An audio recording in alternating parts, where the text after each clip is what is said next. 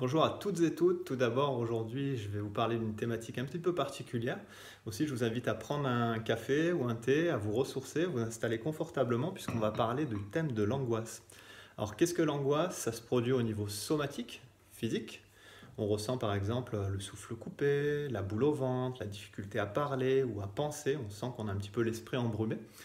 Et l'angoisse, on a tous fait l'expérience, que ce soit dans la période de confinement ou à d'autres moments de nos vies. Elle a tendance à nous paralyser. Alors l'idée aujourd'hui de cette vidéo, c'est de vous faire comprendre ce qu'est l'angoisse, quel est son message, et puis pouvoir le dépasser. Puisqu'en fait, l'angoisse, c'est souvent un cri d'alarme de l'inconscient qui nous invite à avancer et à faire différemment. Alors, quatre types d'angoisse. Le premier, ça renvoie donc à notre finitude, c'est l'angoisse de notre propre mort. Et ça renvoie à qu'est-ce qu'on veut faire de nos vies, savoir qu'il y a une durée de vie limitée et comment en fait on veut rentrer en relation avec l'autre, comment en fait on veut investir sa vie, comment on veut la vivre pleinement.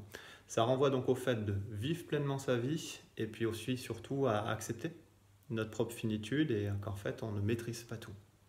Donc ça renvoie aussi à une posture d'humilité. Le deuxième point, en fait, c'est l'angoisse de liberté. Ça peut paraître un petit peu paradoxal, puisque souvent, quand on est dans un job, dans une situation où on se sent un petit peu prisonnier, où on voudrait changer, ce qu'on souhaite le plus, c'est la liberté. Et paradoxalement, en fait, quand on l'acquiert, c'est-à-dire quand on sort de cette tension où on se sent un petit peu prisonnier, on s'aperçoit qu'en fait, ça peut générer une angoisse. Il y a tellement de choix qu'on n'arrive pas à choisir et que ce non-choix, qui peut devenir une attitude de vie pour certains ou certaines, quelque part de se laisser porter par l'existence, ça peut être angoissant. Donc l'idée de faire des choix, ça renvoie à la notion de responsabilité et puis ça renvoie aux notions de structure. En fait, pour avancer en tant qu'humain, on a besoin de structurer notre temps.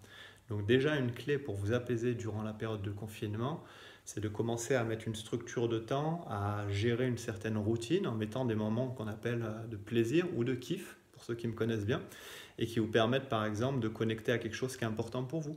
Par exemple, apprendre un instrument de musique ou autre chose. Le troisième type d'angoisse, c'est l'isolement fondamental. Ça renvoie notamment en confinement. On est enfermé dans nos apparts ou nos maisons. Parfois, il y a du monde autour de nous et puis ça peut générer aussi quelques tensions. Donc, je vous recommande notamment des ouvrages de communication non violente. Si vous avez encore la capacité à les pratiquer et puis à développer des pratiques de mindfulness, de pleine conscience, méditer, vous centrer sur l'essentiel. Et durant la période de confinement, l'isolement fondamental, on le vit parce qu'on est cloisonné, parce qu'on doit interagir différemment, on réduit notre espace de liberté, notre espace d'interaction, et ça peut être stressant.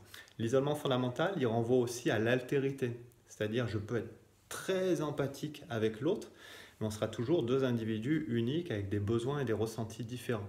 Donc c'est quelque part cette recherche de connexion, de compréhension, quelque part de fusion, de cet état en fait de compréhension ultime de l'autre.